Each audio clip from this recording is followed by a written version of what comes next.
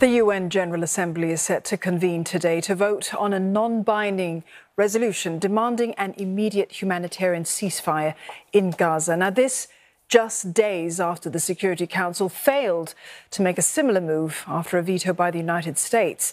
And with Israel pushing on in its offensive against Hamas, basic needs in Gaza are approaching breaking point. And medical facilities are facing acute pressure. The WHO is urging for attacks to spare those hospitals. It says that less than a third of the 36 hospitals in the enclave are partially functional. But that's done little to deter attacks on remaining facilities. Gaza's health ministry saying that Israeli forces have begun raiding a hospital in the territory's north after days of shelling it. Heavy bombardments also continue to unleash destruction across key cities in Gaza's south, Khan Yunis and Rafah. They were areas Israel had previously indicated as safe zones for civilians when fighting was primarily concentrated up north. And now Israel's defense minister says that the army has encircled the last Hamas strongholds in northern Gaza. It says that its campaign to destroy Hamas has left the Palestinian militant group on the verge of dissolution.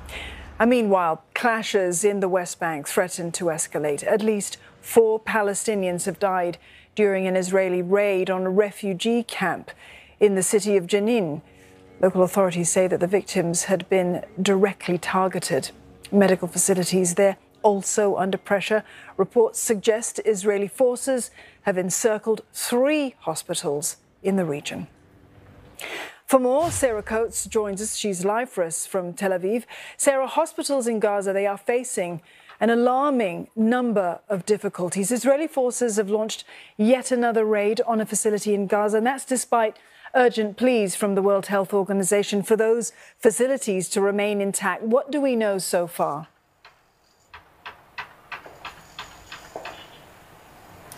Hello there, Dawn. Well, look, according to the Hamas-run Gaza Health Ministry, Israeli forces are now raiding the Kamal Adwan hospital. This is in the northern part of the Strip, right where Jabalia refugee camp is, where you mentioned has been a hub of IDF activity over these past weeks. Now, we are hearing from Palestinian sources on the ground that Israeli troops are using a loudspeaker system, calling on anyone inside that hospital to come out of the facility with their hands in the air. Still no comment from the Israeli military. But look, as you mentioned, this is what we've been hearing from Israel's Defense Minister Yoav Gallant. He said overnight that Israel is continuing to occupy, to take hold of these key Hamas areas. He specifically mentioned Jabalia and also Shajaya refugee camp in the north of the Strip. Now, there are also unconfirmed reports coming out from the ground that a number of people have been shot and killed inside this hospital. These are unconfirmed. I do need to re-add there, and we will, of course, bring you information on that a little later in the day if more news comes in.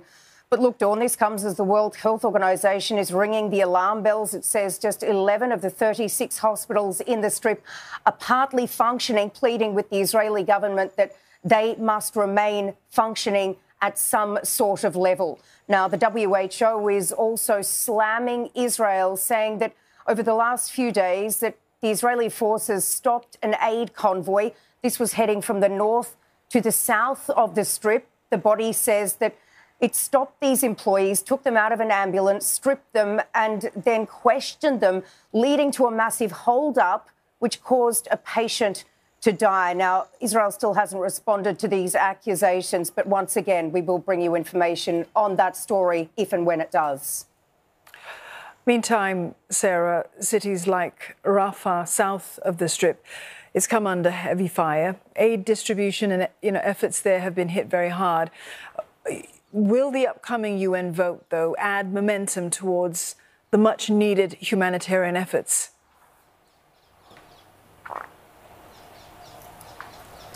Well, look, Dawn, that is yet to be seen. It is non-binding, but it does carry a lot of political weight, and it will shine more light on this devastating, ongoing humanitarian situation on the ground. Now, as we go to air, the Kerem Shalom crossing, that's that tri-border crossing with Egypt, Gaza and Israel, is now inspecting shipments of aid which abound for the Strip. Now, it is important to point out that no trucks will actually directly enter Gaza from the Kerem Shalom.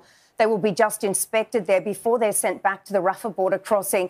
But look, this is where the problem lies, Dawn. This is a bottleneck area, and this is why so little aid has been getting into the Strip, simply because this Rafah border crossing was originally designed as a pedestrian crossing. And when you get huge volumes of trucks trying to pass through, it's simply not going to work. Now, at this hour, we are also hearing that Hebrew media is reporting that Israeli officials are discussing potentially opening the Kerem Shalom crossing to allow trucks in directly to Gaza. Although, look, what we've been hearing over these past few weeks from Israeli officials is that no aid will go into the Strip directly from any of these Israeli crossings. So that is yet to be seen. But if it does open, it would, be a real relief there for the people inside the Strip who desperately need this aid, Dawn.